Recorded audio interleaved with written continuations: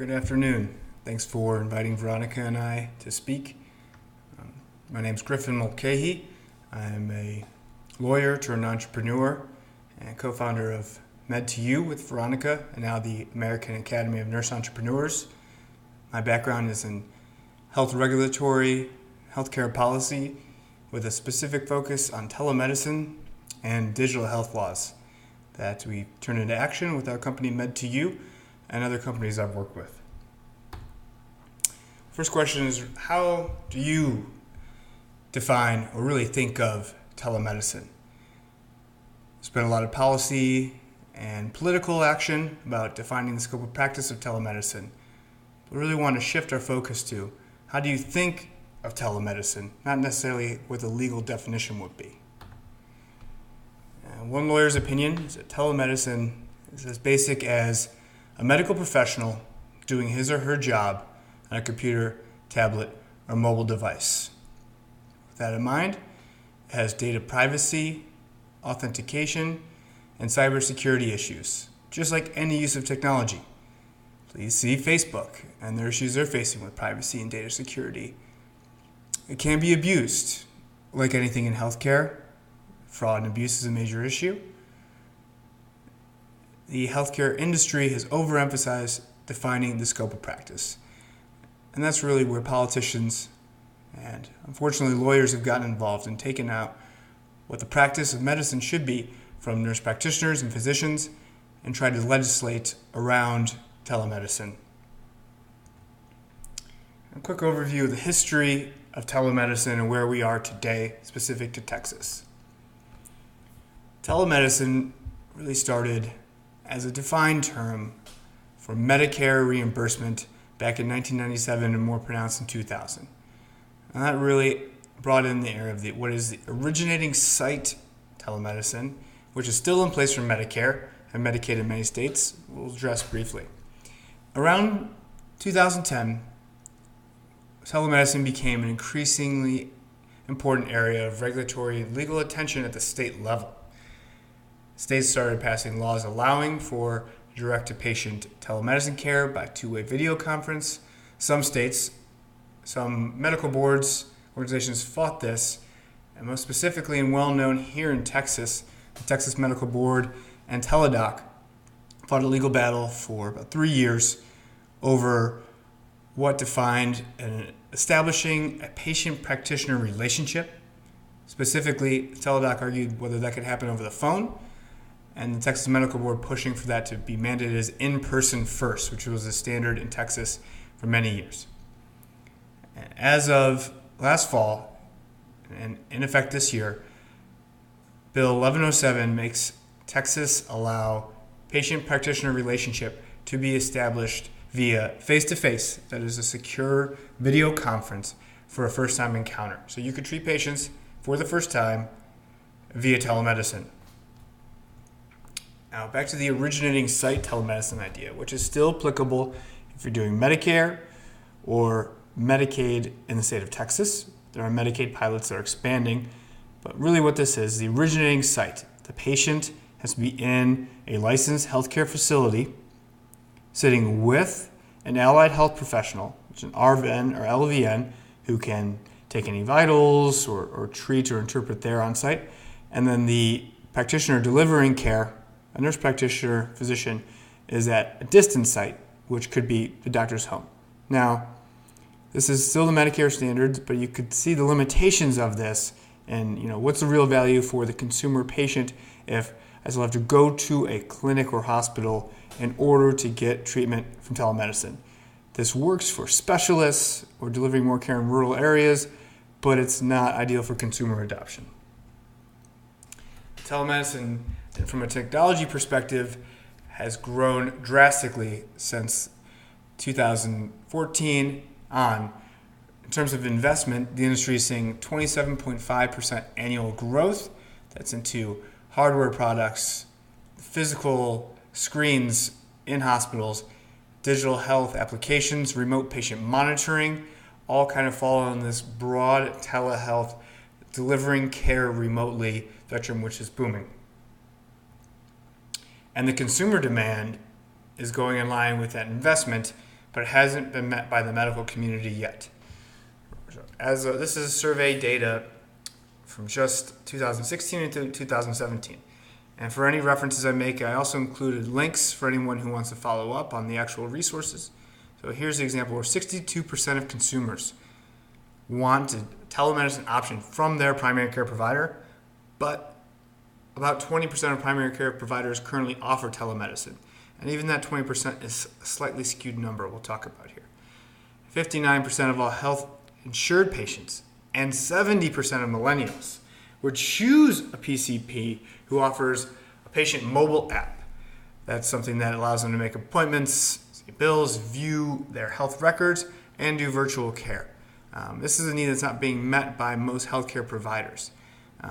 One source to look at if you want to know more information, Rock Health is a fund out of San Francisco that exclusively invests in digital health and telemedicine, and they do a lot of research in the area, and their 50 Things You Need to Know About Digital Health Consumers is a great resource.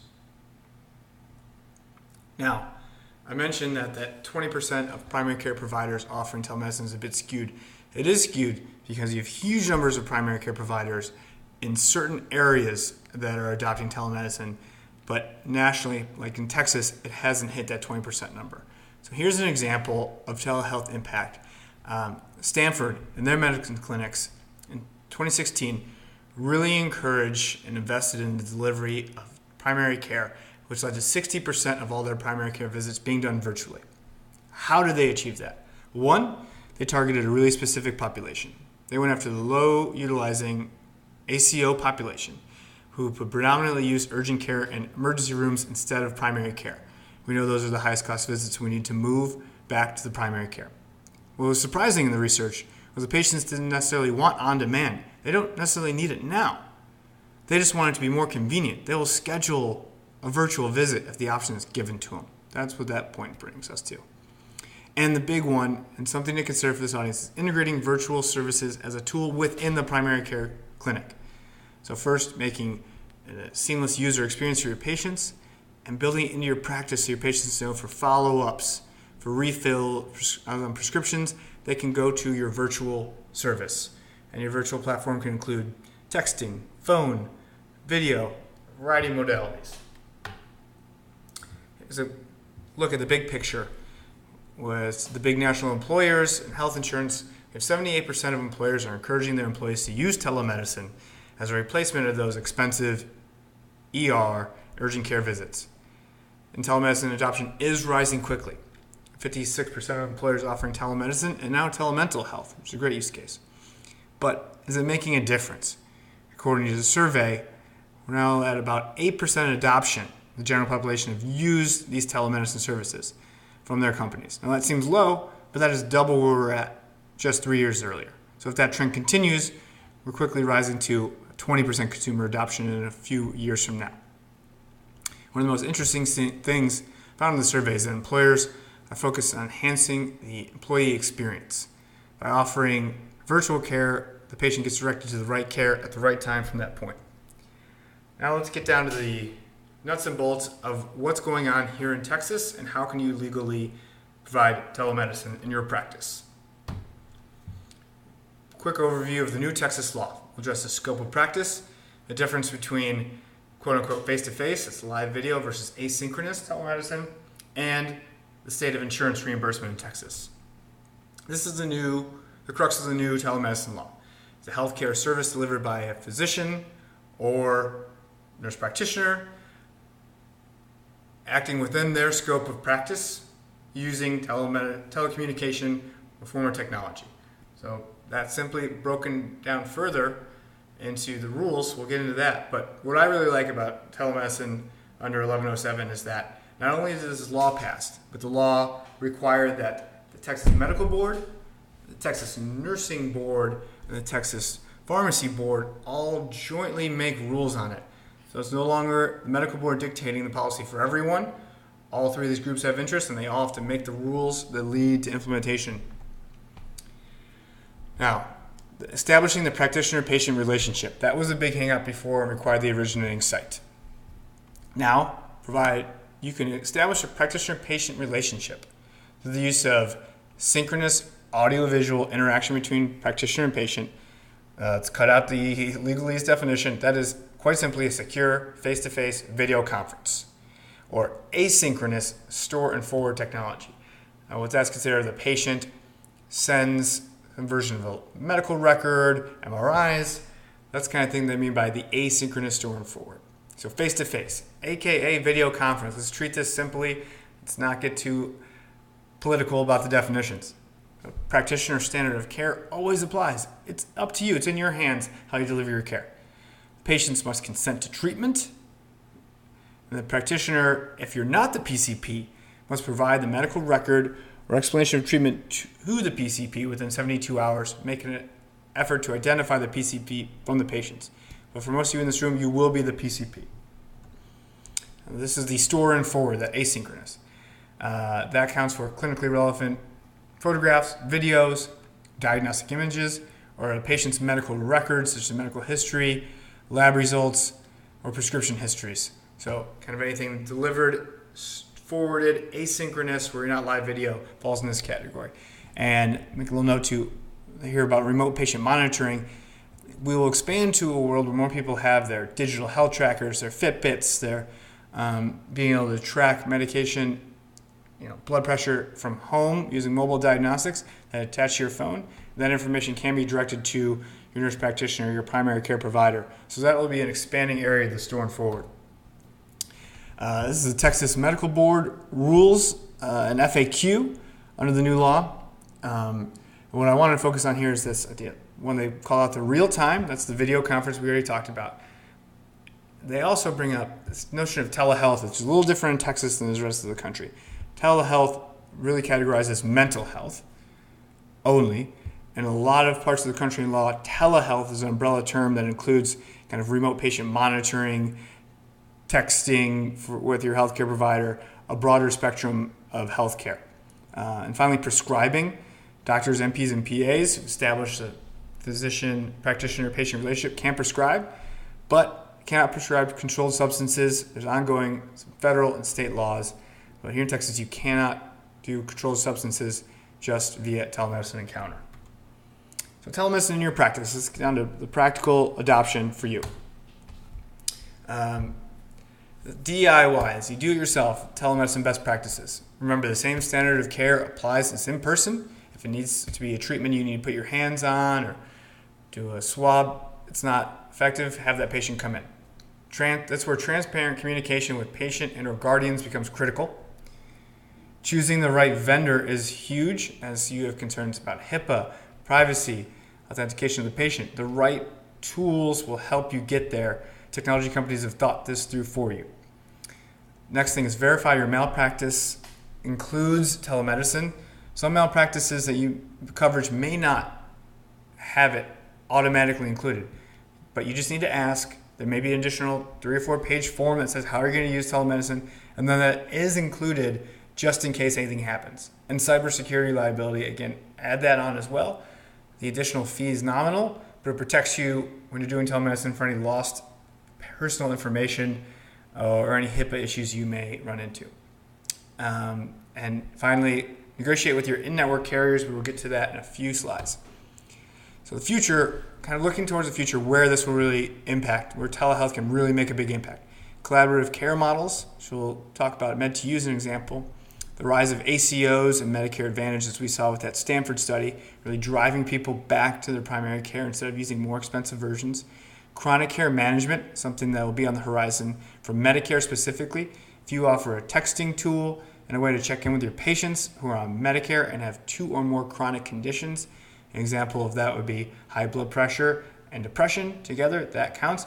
You can be reimbursed a monthly fee just for reaching out, having that text message engagement that an allied health professional can monitor. So it's something to think about. A lot of Medicare. Medicaid, again, still at that originating site in Texas, but there are a lot of programs that are trying to expand the use, like the ACOs, where it can drive down the more expensive care and keep that continuity of care. And then disaster relief is a big one that came up for telemedicine use, particularly after Harvey, and maybe used in the future, where you can do telemedicine as a state of emergency anywhere without a license in many states if it's following disaster relief. So if you want to give back, that's a great route. your telemedicine options. You can kind of do it yourself, building a virtual care into your practice, or for some supplemental income, part-time, full-time, you can work for a health tech company delivering telemedicine. So when you're doing it yourself, real question, how can you drive revenue? You don't want to take away money from people coming into your practice. So can you do insurance reimbursement, or can you do more of a subscription, out-of-pocket model, DPC or concierge, where the patients are paying cash for the convenience?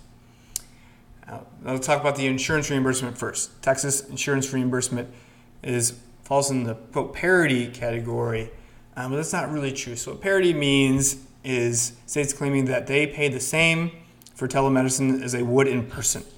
Now, this is, many states claim it, but in actuality, it's not nearly that cut and dry. Texas, we'll dive into, is far from parity. So watch your sources when you're getting your information. This is my source. This is a great resource, the Centers for Connected Health Policy. They have the most up-to-date, the most comprehensive information. You can go in, click your home state. If you move to a new state, this is your resource on how to effectively do telemedicine to private insurance patients, to Medicaid, anywhere. And they would tell you appropriately that Texas is not exactly a parity state. Texas, we're kind of allowing the insurers to dictate despite the new insurance laws. So the new law requires fully insured plans to publish their policies and payment practices for telemedicine. Clarify that a contract or service cannot deny the claim just because telemedicine was used, but the insurers don't necessarily have to pay for text-only, emails, phone calls, faxes. So what we found ourselves in here is a no man's land where, yes, the insurance companies have to say what they will pay for policies and procedures, but they don't necessarily say they have to pay the same amount. So the insurers are being secretive, hiding this information, not disclosing it. And they could also make a lot of telemedicine prior authorization required, limiting what actually gets reimbursed.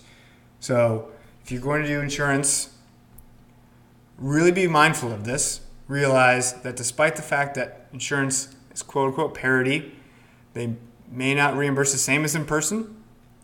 And the only way to ensure that you can get that reimbursement is focus on that last bullet. Negotiate your telemedicine rates in your in-network contracts. If you specifically bring it up, they have to include it, at least let you know how they will reimburse, and you can fight for getting full value of your reimbursement so you're not losing money by driving patients to virtual care. This is just a quick overview on coding. There's no universal coding modifier standard in Texas, although many states have adopted where you basically code the same procedure plus a GT modifier if you're doing telemedicine. This doesn't necessarily apply in Texas. You essentially code the same as if you were billing in person. So for many, family practice, you're billing your traditional outpatient first visit or follow-up visits. And again, make sure you've negotiated in your network contracts so those get covered for virtual care. Telemedicine platform vendors, as we talked about up front, and best practices, it's critical to find a good vendor to help you through. Here are a few examples. Spruce Health is a great communication for group collaborative care that we use for Med2U. You can talk among your team and initiate telemedicine with patients. Hypnosis is similar, adopted for group care, health systems, and they have an AI component that can kind of fast track diagnosis for after-hours calls. Mend and Chiron are two that are really comprehensive for reimbursement. They will help you with the reimbursement. They have tools built in to help with the coding, and they have teams that work in states that really know the state laws. So if you're going to rely on insurance reimbursement, Mend or Chiron are great examples. And Medici is another that's more of a cash pay concierge style where you bill your patients for telemedicine directly. Wanted to use one example of Med2U in terms of what virtual care can do in telemedicine for collaborative care. So in this context, think of yourself as the medical professional in the middle. You have a patient come through, and on something like Spruce, like we use for Med2U, Veronica can oversee another nurse practitioner who's the treating provider. She can make referrals to another physician or psychiatrist. She can engage with the patient, and we can all work together on a predictive care plan and know what the reimbursement will be. So in the future, one of the big benefits of telemedicine is how you work with collaborative teams and can work with primary care psychiatry to really be able to be the point person for your patient's healthcare needs. Another kind of non-insurance reimbursement model that I want to bring up just as an example, you can have a cash pay-per-visit, some DPC and concierge style practices, that's attractive. But then there's also a subscription model, which is interesting. So EMD Access, which is a product of Austin Regional Clinic, they are offering their telemedicine services on a $9 a month for individual, I believe $19 a month for family, where it's kind of an after-hours peace of mind where you can access any family practice physician on their team or NP with your subscription payment. And that could be an attractive model to offer to patients going forward. Say, you could use my practice anytime. If you're going to reach me after hours, you could pay this additional subscription, and there's no charge. Really good peace of mind for parents. Your other option, telemedicine, you can go work for a telemedicine company that's doing this already. Included our own company, Med2U, as an example, but there's some new companies popping up nationally. Maven Clinic, for one, out of New York, and Geneva is another out of Washington, that are hiring nurse practitioners and where you can work remotely from home and deliver care for the companies. Now, there's some pros and cons to going and working for another telemedicine company instead of doing it yourself. Pros, you get to work from home. You can have flexible part-time or full-time hours around your schedule. And the company handles a lot of the back-end headaches, payment from patients, your malpractice coverage, and they usually have their own integrated software and EHR. The cons, pay may be lower per hour than traditional office work. They may pay depending on volume incentives in some cases. Companies that rely independent contractors will not offer benefits. If you are the health insurance beneficiary for your family, this may not be a great option. And the big one, lack of continuity of care. These are usually one-off, acute-focused instances from many of these national companies. You rarely see the patient again and develop that relationship. So as kind of wrapping this up, really the future of telemedicine will be decided by the providers. Veronica is a great example of someone who kind of grabbed the opportunity as we built our model. She'd be great to ask any questions about how do you do this virtual care remote. Currently, a lot of the telemedicine companies as present day are call center telemedicine. A lot of this kind of on-demand care is taken up to expensive urgent care and freestanding ERs, which don't really drive up the cost of healthcare. And policy issues are controlling the standard of care instead of you, the providers. And finally, like in Texas, we have a lot of resistance from the commercial insurance to reimburse. But I think in the future, providers can take back best practices from the politicians and insurers. We're moving towards a very high deductible world where many patients have $7,000 or $9,000 high deductibles. They're open to more creative options. They're open to paying subscriptions or cash pay for convenience of the care they want with someone they know and trust. And telemedicine will eventually become a tool to expand and address issues, not just a separate silo. If you have any questions at all about incorporating telemedicine in your practice, Veronica will provide any Q&A she can, and feel free to reach out to me at any time. My email here, and a little bit of my background. Thank you so much for your time today, and enjoy the rest of the conference.